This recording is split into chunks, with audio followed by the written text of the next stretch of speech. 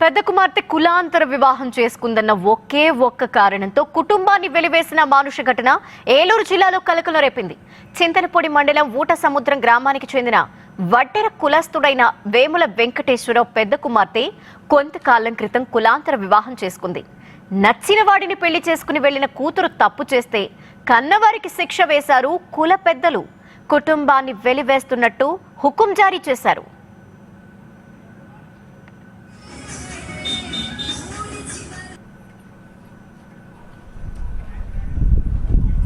కుల పెద్దల వేధింపులు అంతటితో ఆగలేదు.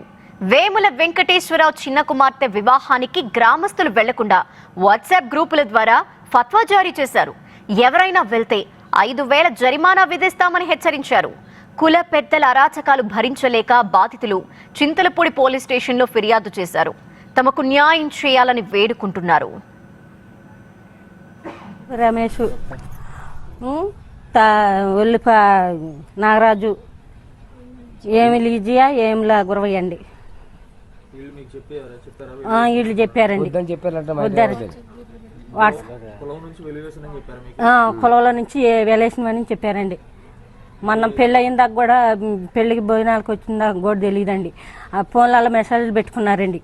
అప్పుడు దాకా కూడా మాకు తెలీదు. ఎందుకు ఏం పెట్టారని ఈయన టెన్షన్ తిట్టేసిండండి. న్యాయం కోసం చింతలపూడి వెళ్ళమండి. చింతలపూడి వెళ్తే కేసు పెట్టమన్నారండి. కేసు పెట్టి వచ్చేసి